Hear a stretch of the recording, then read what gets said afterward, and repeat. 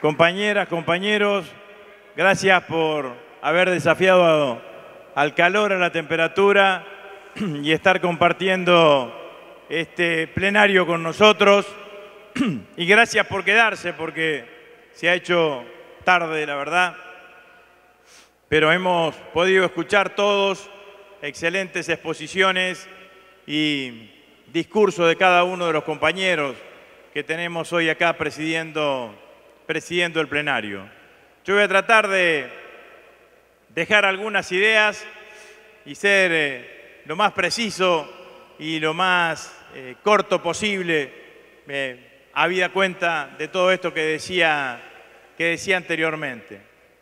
En primer lugar, agradecerle a todos los compañeros y agradecerle además al presidente de la Nación esta posibilidad, esta muestra de confianza de poder ser jefe de gabinete de ministros de la Nación. La verdad que es un orgullo y un honor poder ejercer esa función en un año que tiene todas las dificultades que los compañeros fueron describiendo y que por sobre todas las cosas también es un año en donde en términos políticos electorales se juega mucho más que una elección. Recién Kiko hablaba y decía 40 años de democracia, 20 años de lo que asumió Néstor Kirchner.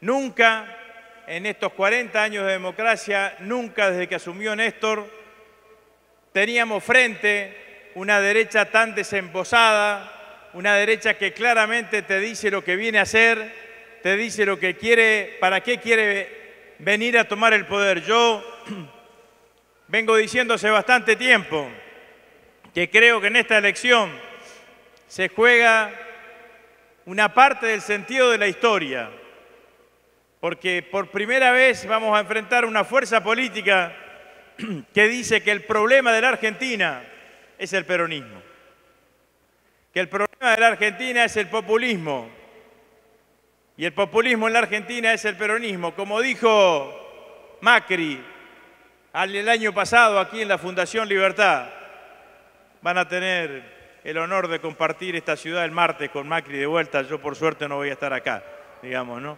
Pero viene de vuelta a la Fundación Libertad, y en ese encuentro en la Fundación de Libertad dijo claramente que en estas elecciones venían a exterminar con el populismo, y eso es exterminar con el peronismo. Y la realidad, compañeras y compañeros, que cuando plantean las cosas de ese lugar y de esa manera, no vienen a criticarnos por las cosas que hemos hecho bien, no vienen a criticarnos por las cosas que hemos hecho mal, sino que nos vienen a tratar de descalificar por las cosas que la Argentina ha hecho bien.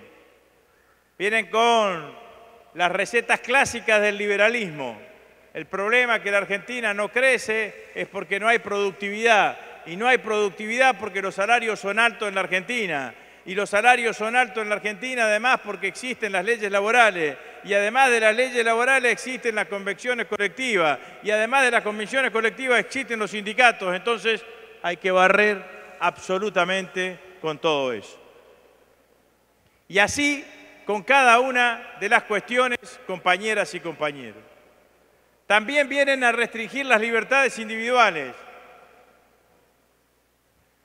Porque amén de todo esto que veníamos diciendo, ha aparecido un fenómeno político en la Argentina, no solamente en la Argentina, sino en distintos lugares del mundo, que son los grupos violentos de derecha, que utilizan la violencia política para posicionarse.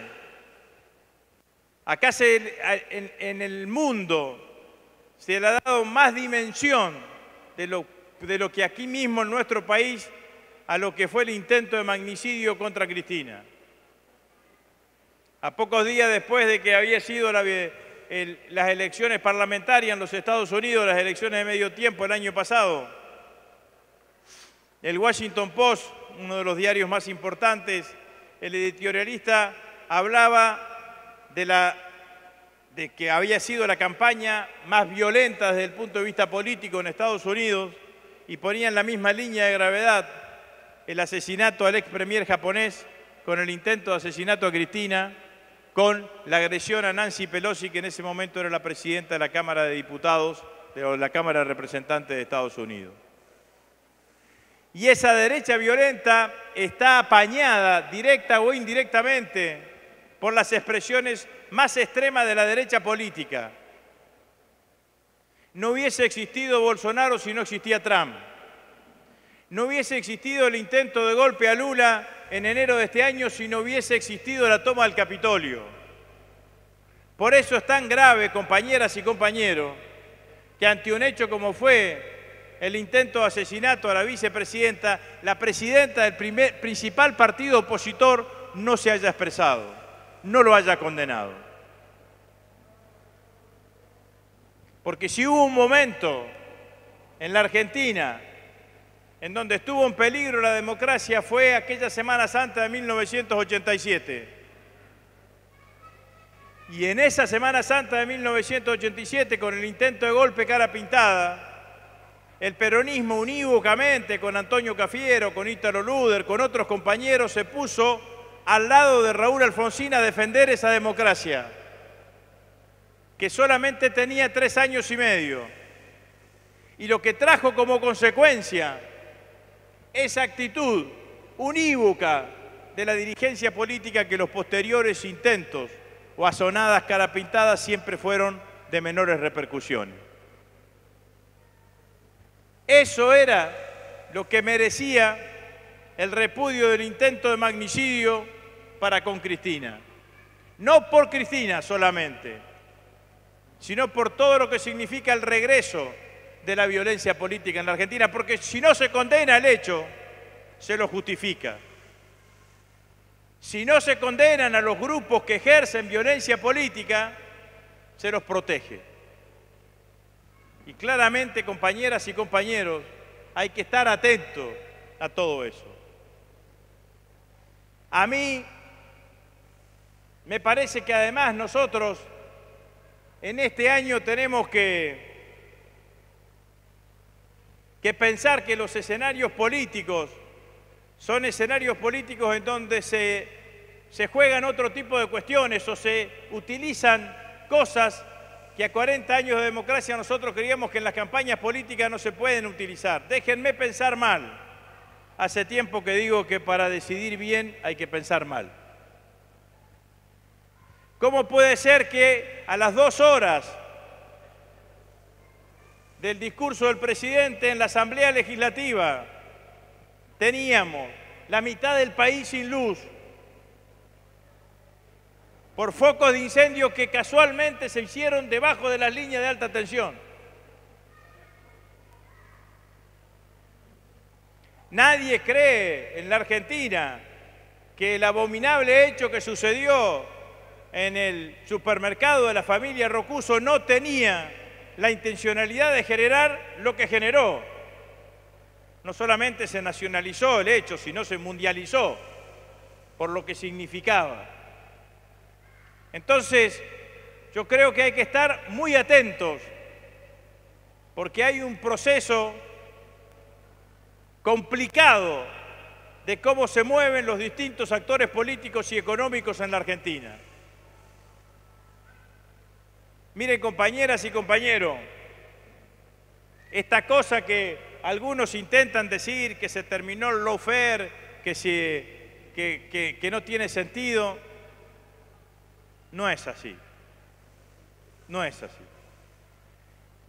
El partido judicial en la Argentina existe y está integrado por jueces y fiscales, entre ellos la mayoría o la totalidad de los miembros de la Corte, que se dedican a perseguirnos a nosotros y a proteger a los otros, y proteger determinados intereses económicos y financieros.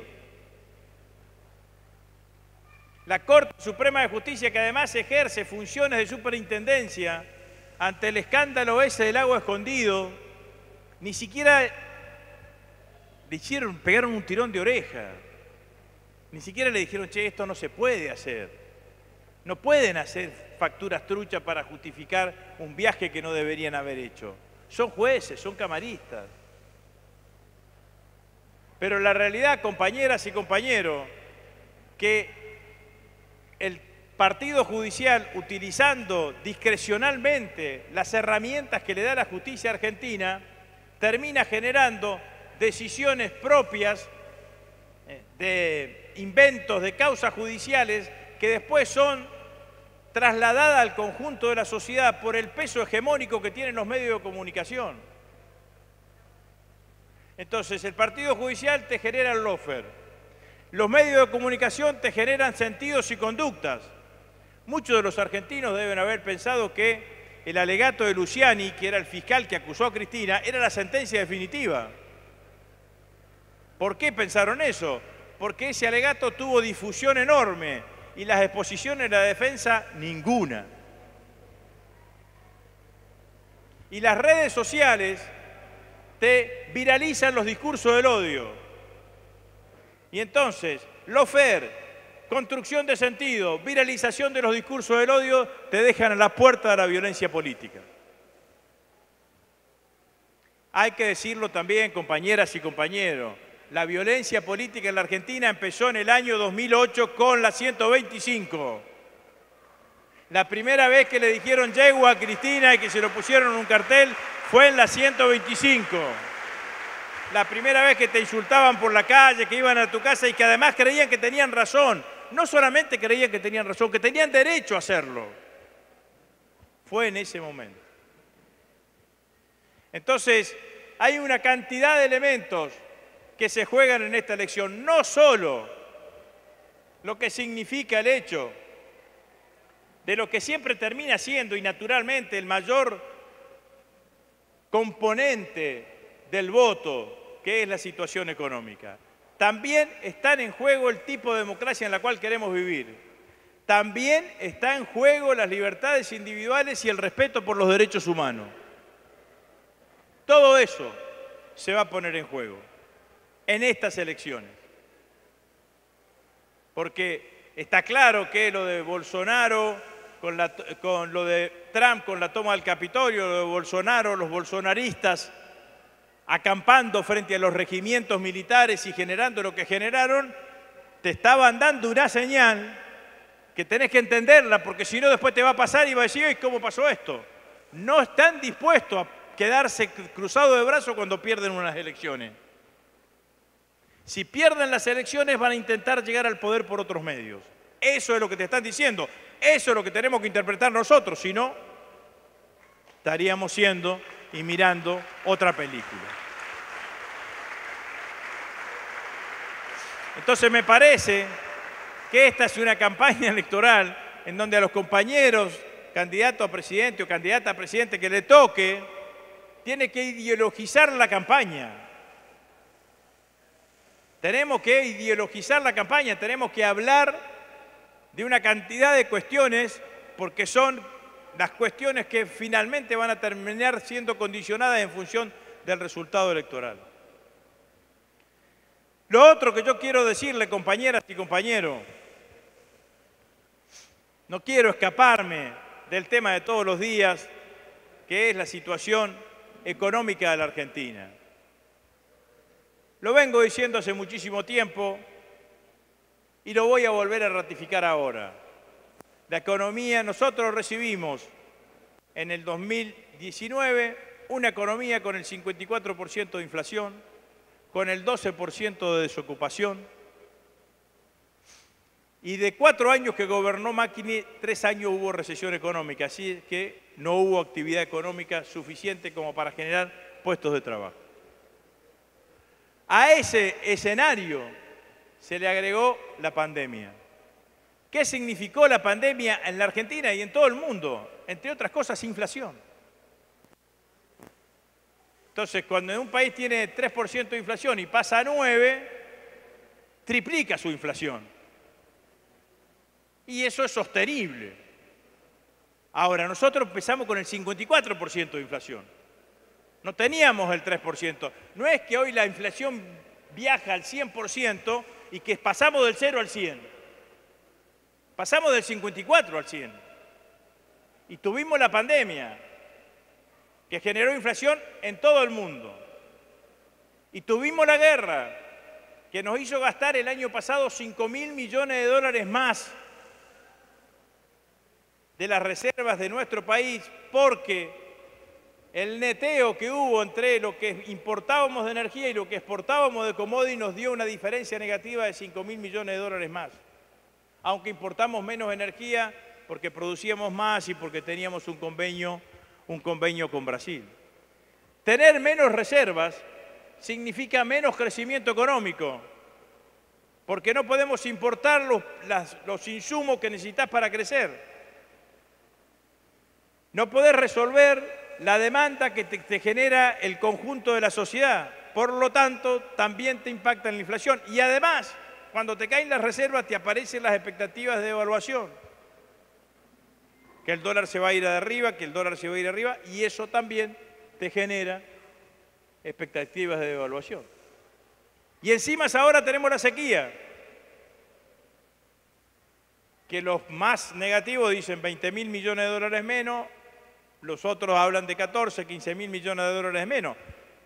De exportaciones, son 4.000 millones de dólares menos que vamos a tener de recursos fiscales que vendrían de las retenciones, del IVA, del pago de impuestos a las ganancias. Entonces, cuando nos dicen, ¿por qué llegamos al 100%? Llegamos por todo esto, más lo que siempre sucede en la Argentina. Toma excesiva de ganancia, todas las empresas concentradas o las actividades económicas concentradas han presentado balance por encima de la inflación. Y esto no es de ahora, digamos, la concentración económica de la Argentina, que es una deuda nuestra, no como gobierno de Alberto Fernández, sino como movimiento nacional y popular, viene de la década del 90. Y hay que desarmarla. Entonces, este es el fenómeno que nosotros tenemos. ¿Vale para quién esto? Para nosotros. ¿Vale para quién? Para el debate político. No vale para el compañero que va al supermercado y ve todos los días que le aumentan las cosas. Pero vale para nosotros. Ahora, yo lo que quiero decir, compañeras y compañeros, lo dije en otras oportunidades. Ningún compañero nuestro puede agachar la cabeza ante un debate con un militante de Cambiemos. Porque yo el otro día los veía a Larreta y decía, yo me comprometo que voy a bajar la inflación. ¿Por qué no la bajaste cuando estaba Macri, viejo? ¿Por qué no la bajaste ahí? Y nos hubiese dejado una inflación como la que recibiste del 20 y pico % y hoy tendríamos menos inflación. Pero nos dejaron una inflación del 54%. Nosotros vamos a terminar con los planes porque vamos a generar puestos de trabajo. ¿Por qué no los generaste cuando fuiste gobierno? Que dejaste una desocupación del 12%. O cuando te dicen la Argentina necesita 10 años de crecimiento económico. Sí, claro, pero cuando gobernaste vos, 3 años de recesión económica. Entonces, compañeras y compañeros, no se le puede permitir a la oposición en la Argentina que se pare como si hubiese nacido de un repollo. Gobernaron hace 3 años atrás, no el siglo pasado. La realidad, compañeras y compañeros, que esto sí nosotros podemos decirlo, y tenemos que decirlo a una parte de nuestro discurso político, tiene que ser es que hay que definir dónde se crearon los problemas. Porque cuando Cristina dejó el gobierno en el 2015, lo dejó con una inflación del 24%, con una desocupación del 6%, con crecimiento económico y sin deuda. Y ellos 4 años después nos lo devolvieron con todo lo que dije, más los 45.000 millones de dólares de deuda. Entonces, los problemas se los generaron durante la gestión de Cambiemos. Nosotros intentamos resolverlos, algunos los resolvimos, hay crecimiento económico, hay baja la desocupación, nos falta la inflación, nos falta la política de ingresos, pero no van a poder resolver los problemas los que los generaron, compañeras y compañeros.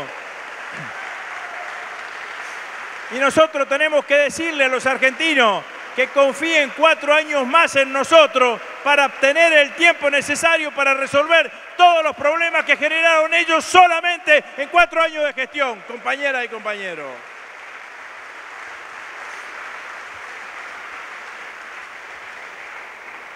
Entonces, de esto fundamentalmente se termina o se trata lo que le pasa hoy a la Argentina. Una Argentina que después todos dicen que tenemos las condiciones enormes macroeconómicas de que la Argentina en los próximos años tenga o aumente su perfil exportador, y al aumentar su perfil exportador tengamos los dólares necesarios para que la Argentina crezca económicamente y que ese crecimiento económico se traslade en bienestar para los argentinos. Todo eso es cierto. Ahora, hay que aplicar políticas activas para que ese crecimiento económico no quede concentrado en la mano de unos pocos y ese crecimiento económico termine distribuyéndose en el conjunto de los argentinos, compañeras y compañeros. Porque si no, todos hablamos de lo mismo, de Vaca Muerta, qué lindo Vaca Muerta, qué lindo Vaca Muerta. También es cierto que hay que recordar que no hubiese existido Vaca Muerta para los argentinos si no hubiésemos nacionalizado YPF allá por el año 2012, compañeras y compañeros.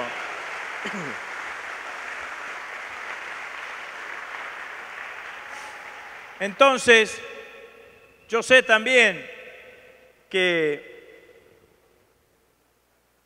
como decía, no me acuerdo si Kiko, bueno, alguno de los compañeros que hablaba de esto entre los otros y entre nosotros y los otros, ¿no?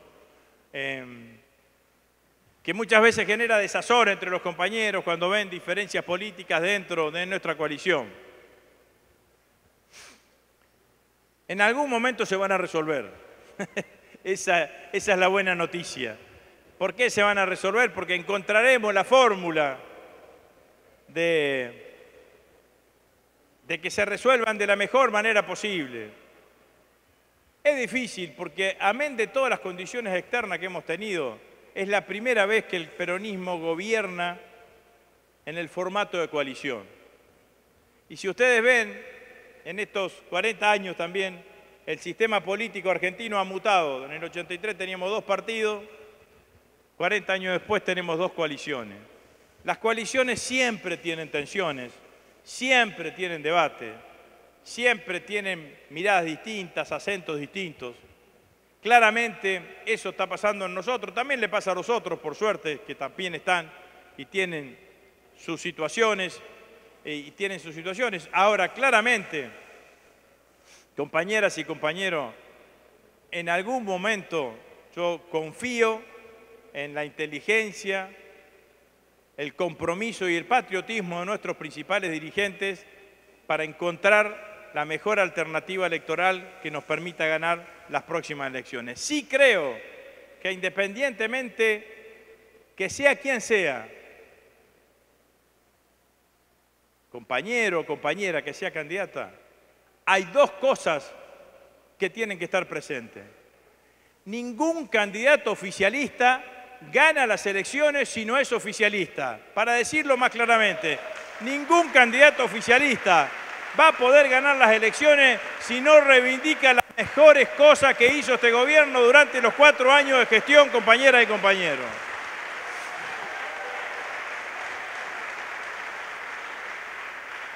Y en segundo lugar, compañeras y compañeros, no se puede ganar las elecciones desde el peronismo y del Frente de Todos si no se reconoce el enorme liderazgo de la compañera Cristina Fernández de Kirchner, si no se denuncia su proscripción y si no se denuncia su intento de asesinato.